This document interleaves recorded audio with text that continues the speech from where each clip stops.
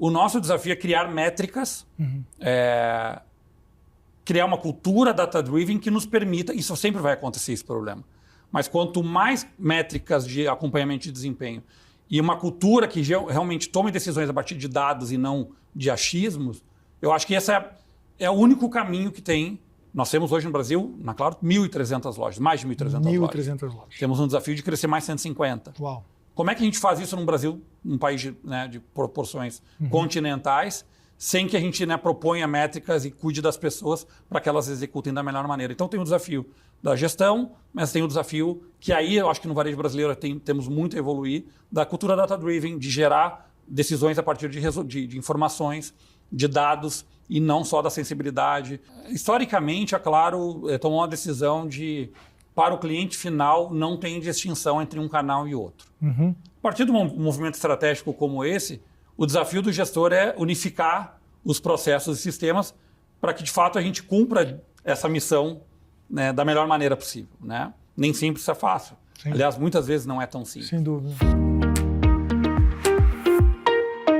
Olá, pessoal, tudo bem? Sejam todos bem-vindos a mais um episódio de Video Talks. Vocês estão acostumados aqui a nos ouvir falando sobre execução nos canais de vendas dentro do canal alimentar. Mas hoje a gente tem uma novidade. A gente vai mudar o foco do canal alimentar para o canal de telefonia. E para isso, a gente trouxe aqui um dos maiores especialistas nesse assunto, que é o Douglas Halbert, diretor de canais da Claro, que seguramente vai dar uma aula para a gente sobre isso. Douglas, muito obrigado por ter aceito o nosso convite, cara. Obrigado, Marco, pelo convite, todo o time da Video. É um prazer estar aqui com vocês hoje, falando de um assunto que, além de ser a minha profissão, é um assunto que eu gosto e realmente estudo com todo o amor pela carreira também. Então, muito obrigado aí, vamos juntos. Que é isso, cara. Douglas, eu vou começar a nossa entrevista aqui, nossa conversa, na realidade. Você começou no chão de loja. Comecei. Na verdade? Lá. Você começou no chão de loja. E hoje é diretor, enfim, de canais da Claro. Como é que esse começo ajudou você a chegar na posição que você está hoje? Lá se vão mais de 20 anos, né, desse começo de carreira. Eu era um cara apaixonado por tecnologia, sempre fui um apaixonado por tecnologia. E lá no início, né, da vida profissional, pensando em carreira e na minha formação, cheguei a sonhar com ciência da computação e tal. E quando fui estudar a fundo, eu falei, cara, isso não é... Eu gosto de tecnologia, mas não é de programar, não é algo relacionado a esse tema. E por necessidade de trabalho, de financiar a minha faculdade, caí na tradicional administração de vendas, depois acabei focando em marketing. E daí para a carreira de vendas, que na época era muito comum isso, né? A pessoa buscava uma profissão através da faculdade, etc., e caía como vendedor de uma loja para financiar essa etapa. Né? E por sorte, nesse mesmo período que eu estava tomando essa decisão, as empresas no Brasil, o governo brasileiro estava privatizando o sistema de telecom, e as empresas multinacionais começaram a se estabelecer no Brasil. E ali eu vi uma oportunidade de carreira. Eu sou de uma cidade de Novo Hamburgo, no Rio Grande do Sul, né, no interior do Rio Grande do Sul, uma cidade muito industrial, com polo no foco coreiro calçadista. E eu não me identificava com aquela vida de chão de fábrica, não pelo chão de fábrica em si, mas não tinha habilidades manuais para cuidar disso, não tinha, né, as habilidades que aquela cadeia exigia da minha figura. Então eu me encontrei no mundo de vendas, numa época que era ainda meio preconceituoso, as pessoas falavam que quem não tem profissão acabava sendo vendedor. Tinha isso, né? Tinha isso. Existia esse... não sabe o que fazer, vai vender, que... Enfim, era o que as pessoas falavam. Né? E eu tive assim, a sorte de ter, logo nesse começo, como assistente comercial ainda, um grande vendedor que me ensinou, não é só vender, existe uma técnica por trás disso. Quando eu aprendi aquela técnica, e autodidata, que ele me deu uma apostila de um curso de vendas, eu falei, opa, aqui tem ciência por trás desse negócio. Né? E aí eu fui buscar o meu mundo, aí eu entrei numa empresa que hoje é concorrente nossa lá na época, e aí comecei a trilhar essa carreira. Então, o chão da loja me ajuda hoje a ter a sensibilidade, respondendo diretamente, de temas que eventualmente dentro de um escritório a gente não consegue tangibilizar o impacto que a decisão matricial causa na equipe de vendas, né? E essa foi a primeira experiência que tinha. A outra coisa é a questão do senso de time, né? Eu não trabalhava nem numa loja, eu trabalhava num quiosque. Perfeito. De 2 3 metros quadrados de área útil para a gente circular, com 9 pessoas. Então isso sim, ensina a gente sobre a vida de passar 8, 10 horas por dia em pé, de pegar um trem 1h da manhã, porque o shopping fechou à meia-noite, o último trem passava lá determinado horário, corre para a estação do trem. Um dia um colega meu lá deixou cair o bloquinho de ticket, e aí a galera vai lá e se ajuda, e cada um dá um ticket para completar Essas coisas de sensibilidade com as pessoas, talvez seja a maior lição que eu trago até hoje para gerir o nosso negócio. Então, mas, cara, tem uma cadeia longa nesses 20 anos para chegar até aqui e a gente pode falar um pouco mais sobre isso depois. Perfeito, cara. Eu poderia dizer a mesma coisa sobre você te observando hoje na posição que você ocupa hoje, né? Ou seja, essa tua presença em campo, enfim, você é um cara que parece que está em todos os lugares ao mesmo tempo, sempre tentando traduzir aquilo que está acontecendo lá na ponta para o negócio e também essa gestão, né, do time, né, de saber que as coisas não acontecem apenas pela tua liderança, e sim com, enfim, a participação de todos ali na ponta. E me conta, dentro desse contexto, você se imaginou nessa posição agora que você está, quando você começou a sua carreira ou não? Olha, eu vou te dizer que não tem como dizer que foi por acaso, tá? De verdade. Tem um episódio muito marcante na minha vida. Eu ainda estava como vendedor, sendo promovido para uma função que ia exigir carro para poder executar essa profissão, que era como se fosse um supervisor de vendas regional. E aí eu fui lá, adquiri o carro que era exigido lá na posição. E aí minha mãe, não, mas por que tu comprou esse carro? Porque não comprou? Não, minha mãe me cobrou assim, não, mas tem que investir numa casa, num lugar para morar.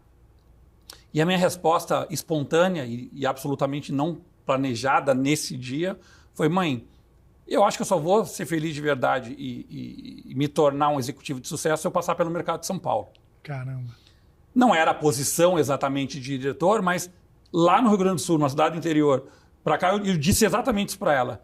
Em 2 anos eu estava morando aqui sem ter, até então, planejado exatamente isso, mas sim buscado as oportunidades. Muito legal. Aquela frase ali me fez começar a olhar e ampliar o meu mercado, meus horizontes.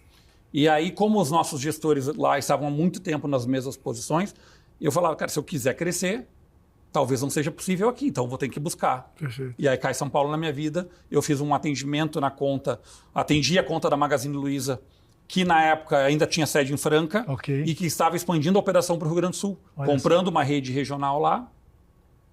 Essa rede regional tinha um estoque antigo dos nossos produtos que precisava ser girado. Eu fiz uma ação de comercial que deu um resultado, girou muito rápido esse estoque. O time da Magazine Luiza adorou esse trabalho e quando vagou uma oportunidade aqui em São Paulo, falou, não, você não quer vir para cá? Uau. Então a história se conecta dessa maneira. Foi super planejado, não, mas as oportunidades, identificar, fazer um bom trabalho independente da função onde você está, vai ajudando a abrir essas portas para realmente o objetivo ser atingido. Boa, cara. Eu adoro essa parte das entrevistas que falam sobre as histórias, né? Cara, Enfim, porque por detrás do CNPJ existe o CPF, né, cara? E cada um tem uma história e uma trajetória tão rica para contar e para inspirar outros, né, que acham que não é possível, né? Você é um cara que começou lá embaixo, montou a trajetória que montou, claro que por pura competência, mas também por estar visualizando também possibilidades de crescimento e desenvolvimento, e eu acho que isso é inspirador para muita gente, cara. Eu vou te falar, eu estava conversando com o meu time hoje no almoço, Marco. Se eu pegar a minha trajetória aqui, até para usar como exemplo, ou como uma fonte de possível inspiração, assim, é muita transpiração e muita dedicação àquilo que é um propósito um pouco maior, né? Então, identificar as oportunidades, conversar com as pessoas certas, criar as relações que possibilitem você ir, né, agregando valor para as pessoas, porque tu só cria um network de verdade quando isso é mútuo, né? Senão fica um negócio interesseiro. São partes dessa construção, né? Então é muito legal isso que você está falando, porque realmente a gente trilhou um caminho com muita gente bacana para ajudar nesse segmento. Muito legal. Obrigado, cara. Obrigado por compartilhar com a gente essa história. Deixa eu te perguntar agora um pouco, vamos cair dentro da execução nos canais de vendas, especificamente dentro do mercado que você atua, que é o canal de telefonia. Como é que você vê o nível hoje de execução, de uma maneira geral, dentro dos canais de vendas, não só da empresa que você trabalha, da Claro, mas também do mercado de uma maneira geral? Bacana. Marco, eu estive agora na NRF, a feira de varejo lá de Nova York, em janeiro, maior feira de varejo do mundo, e esse tema foi bastante debatido lá. Vamos tentar fazer uma análise macro para depois responder mais diretamente a sua pergunta. Quando a gente analisa os desafios que hoje um grande varejista tem no Brasil, essa execução é uma das maiores delas. Foi quase unânime nas palestras dos grandes CEOs das companhias mundiais que estavam lá, o desafio de gestão, o desafio de cuidar de pessoas, de gerir as pessoas, motivar, treinar, capacitar. Então, isso é um problema mundial, né? Eu tive visitando uma grande marca que tem uma flagship na Quinta Avenida, buscando inspiração de modelo de atuação, de execução, etc. E a parte arquitetônica dessa loja é impecável. Quando eu fui tocar no produto, o vendedor gritou, não toca no produto. Uau. Lá. Uau. Acabou a experiência ali. Exato. Né? É uma loja na Quinta Avenida, deve pagar uma fortuna obviamente, de aluguel e etc. Exato. E a experiência da execução, você vê, talvez peguei o cara num mau dia, talvez é uma orientação errada do gestor. Mas, então, o nosso desafio é criar métricas, criar uma cultura data-driven que nos permita, isso sempre vai acontecer esse problema, mas quanto mais métricas de acompanhamento de desempenho e uma cultura que realmente tome decisões a partir de dados e não de achismos, eu acho que esse é o único caminho que tem. Nós temos hoje no Brasil, na Claro, 1.300 lojas, mais de 1.300 lojas. Temos um desafio de crescer mais 150. Uau. Como é que a gente faz isso no Brasil, um país de proporções continentais, sem que a gente proponha métricas e cuide das pessoas para que elas executem da melhor maneira? Então tem o desafio da gestão, mas tem o desafio que aí eu acho que no varejo brasileiro temos muito a evoluir, da cultura data-driven, de gerar decisões a partir de informações, de dados, e não só da sensibilidade, que também é muito importante, né, do feeling do gestor, da experiência do gestor. Acho que são esses os 3 pilares que ajudariam a ter um varejo mais eficiente em termos de execução no ponto de venda. E quais são os principais indicadores que você entende que são fundamentais, que draveiam a melhor experiência do shopper dentro do canal de venda do mercado de telefonia? O indicador mais utilizado mundialmente é o Net Promoter Score, é o NPS. Okay. Esse, para mim, é o que tangibiliza tudo que você cria, desenvolve e gerencia dentro de um negócio. Né?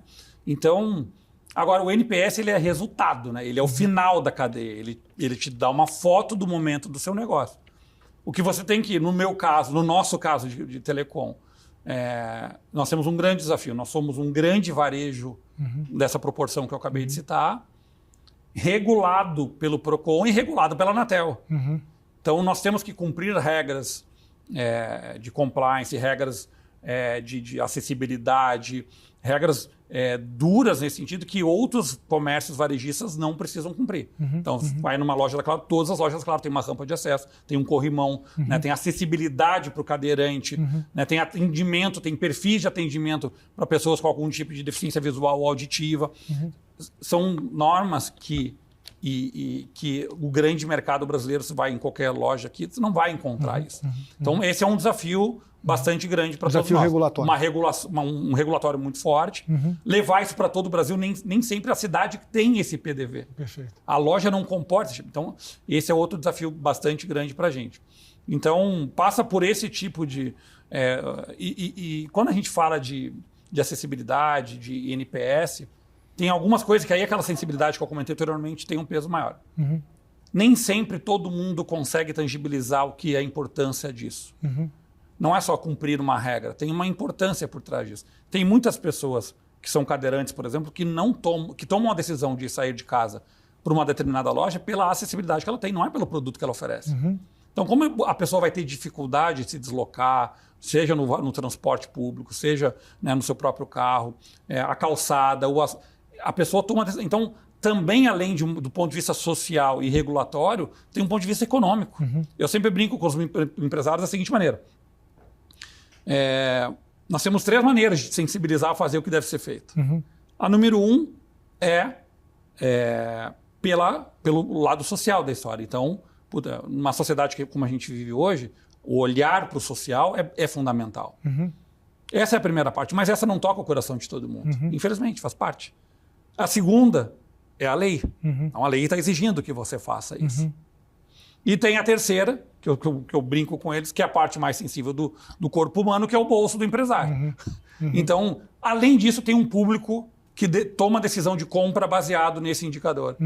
Alguma das 3 eu toco meus empresários. Perfeito. E aí eles acabam seguindo aquilo que a gente orienta a fazer. Perfeito. Então, criar essas métricas, NPS, cuidar desse consumidor. Eu falei do consumidor aqui pelo lado social, mas identificar as personas. Perfeito. Né? Quem é o cliente que entra na loja? O que ele busca?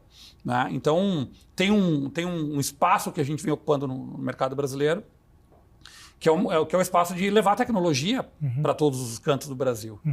Quem faz isso hoje? São poucos varejos que levam a tecnologia de fato Brasil afora. Perfeito. Temos alguns varejos de excelência, de varejos premium, né, como Fast Shop, por exemplo, que faz isso, algo em torno de 100 lojas espalhadas pelo Brasil. Nós temos o desafio de levar isso para 1.300 lojas para todo o interior do Brasil. Perfeito. Então essa é uma das visões, claro, de melhoria da experiência do cliente e de visualizar essas oportunidades, tanto do ponto de vista de dar acesso tecnológico quanto social e economicamente falando. E como lidar com esse binômio de inovação e resultado? Essa é uma boa. Talvez seja o maior desafio de quem gosta de inovar, e eu sou um cara que muito interessado no tema, né? Também eu pesquiso esses assuntos por... a frase que mais me marcou até hoje foi de um humorista que falava que fez uma mudança de carreira, fez um turnaround na carreira dele, que é o Murilo Gun. A primeira vez que eu vi foi dele, eu não sei se a frase é exatamente dele. Ele fala, a inovação de fato acontece quando tira a nota fiscal. Quando se torna em resultado. Inovei, criei aqui a janela que não vendeu, não é inovação. Ninguém comprou a tua ideia. Então, essa tua inovação se tornou inócua. Agora, eu melhorei a vida do cliente e o cliente se interessou pelo produto de compra por causa dessa inovação. Esse é o primeiro parâmetro meu de inovação. Perfeito. O segundo é que inovação, às vezes, é confundida em grandes empresas ou em várias empresas, como assim, uma área da empresa de inovação. A inovação, na minha visão, ela é muito mais simples, cara. Eu posso inovar num processo. O auxiliar administrativo demorava 2 horas para fazer uma planilha, descobriu uma macro ou o IA está ajudando ele a fazer isso, e ele agora faz isso em 15 minutos. Isso é uma inovação, torna o tempo dele mais útil para outras atividades, mais produtivo. Então a inovação para mim tem que tirar a nota fiscal, tem que gerar resultado, e ela não precisa ser um robô que vai para a lua, que pousa, ela pode ser simples nos processos, nos sistemas, e nas regras de negócio. Podemos inovar em coisas muito simples no dia a dia. Concordo contigo, cara, sem dúvida.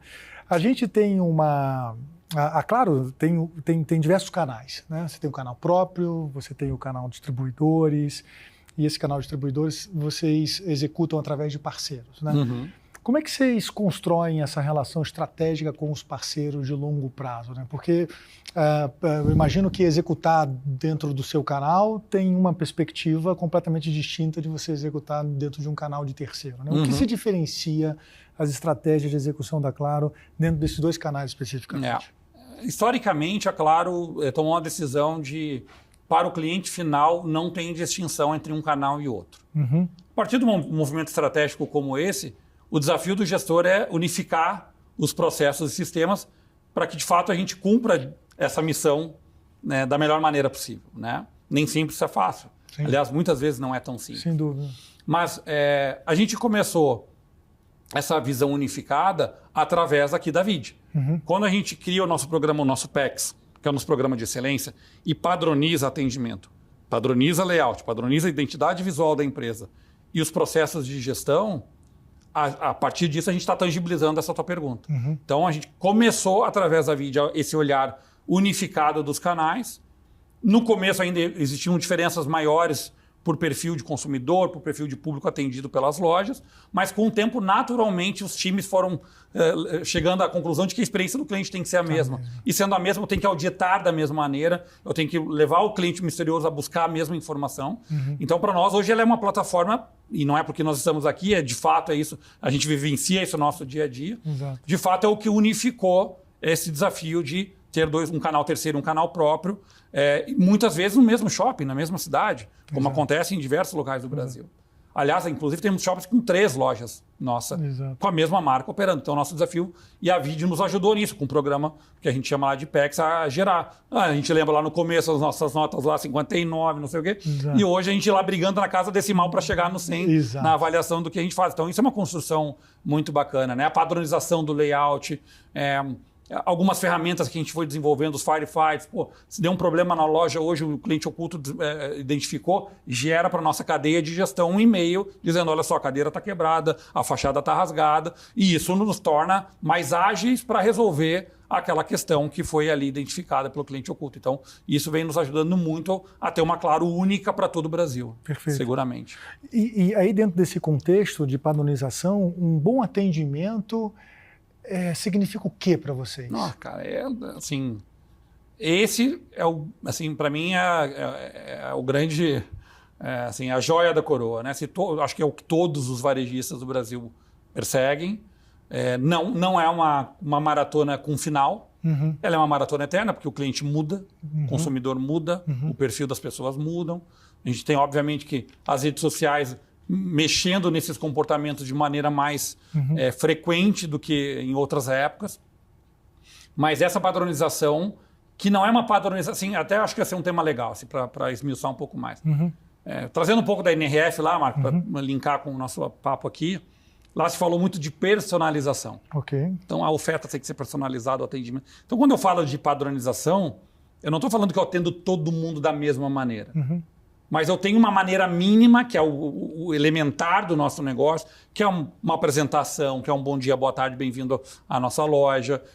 Algumas perguntas de sondagem para identificar o perfil do consumidor. Essa parte ela é padronizada e a Vídeo nos ajuda lá com o nosso cliente oculto no checklist a metrificar e garantir que a execução está sendo a melhor possível. Tem a segunda parte, que aí vem o talento do vendedor, que aí vem, né, a experiência, que vem o brilho do profissional talentoso. Que aí, a partir do momento que ele identifica ali a oportunidade, a necessidade ou o desejo do consumidor, ele transformar os nossos produtos em algo que vai satisfazer essa necessidade. Né? Então, agora, isso é muito individual. A gente, por exemplo, fez um programa há 2 anos que foi identificar os melhores perfis de vendedores espalhados por todo o Brasil. Então não é assim, quais são os melhores vendedores do Brasil? Quem é o melhor por região? O cara do Sul fala diferente do cara do Nordeste, porque o público é distinto. Perfeito. E a gente precisa identificar essas nuances que não são fáceis e tornar elas o mais massificáveis possíveis. Quando a gente pesquisa isso, a gente está personalizando uma abordagem de forma mais regional e, ao mesmo tempo, garantindo um padrão mínimo, que é o que nos permite prestar esse serviço para o consumidor. Acho que essa é uma parte mais... queremos personalizar, sim, mas tem um mínimo que uma empresa, uma marca nacional como a nossa, tem internacional como a nossa, necessita para prestar o serviço adequado. Não, sem dúvida. O mercado de telefonia é um mercado super competitivo há anos.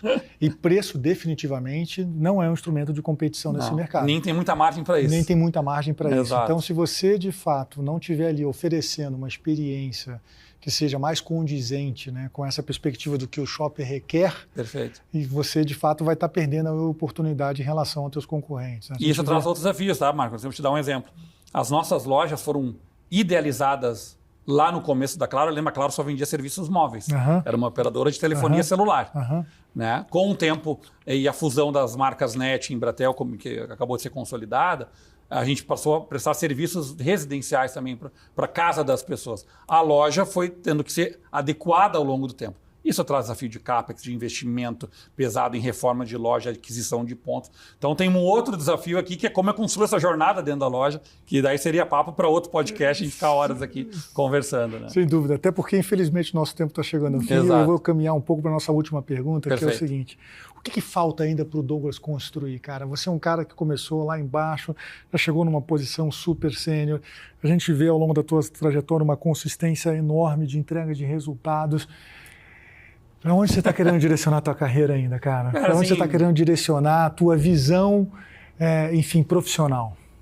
Responder isso sem me apegar ao que está amplamente falado na internet, ao que está amplamente nos livros, e tentando trazer uma resposta muito, né, íntima e pessoal. O que me moveu sempre foram os desafios profissionais. Quando esses desafios são atingidos, outros valores vão ganhando importância na vida. Neste momento eu tenho uma filha de 2 anos e a minha família se tornou algo tão importante quanto a minha carreira foi no passado. Por anos eu vivi por esse Brasil afora sozinho, tomava a decisão, ia para cá ou para lá. Então, hoje me tornar um bom pai, e isso é tema lá da nossa terapia, foi a primeira coisa que eu falei para minha psicóloga. Falei, cara, eu preciso me tornar um ser humano melhor, para me tornar um pai melhor, e aí, por consequência, eu vou ser um profissional melhor. Eu acho que esse seria um grande resumo. E eu acho que, assim, uma coisa que foi muito falada agora no SXSW, que eu não pude ir, mas acompanhei remotamente, o espírito de eterno aprendiz, sabe? O mundo hoje está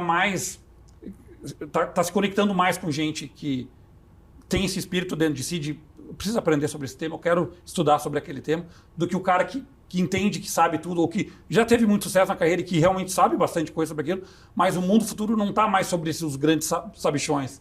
O mundo é sobre os eternos aprendizes, porque a gente vai viver muito tempo ainda, se Deus quiser, né? E aí, agora, assim, equilibrando vida pessoal, profissional e a minha saúde, são os temas que me movem para os próximos anos aí, Flávio. Cara, muito obrigado por terminar essa entrevista com tanta humanidade, querido. Porque isso te representa pra caramba, cara. Perfeito, você é um cara super humano. Obrigado. Tenho certeza que vai ainda brilhar bastante pela frente. Valeu, obrigado. meu irmão. Igualmente, obrigado pelo convite. É isso aí. Valeu, então, turma. Até o próximo episódio. Um abraço pra vocês. Tchau, tchau.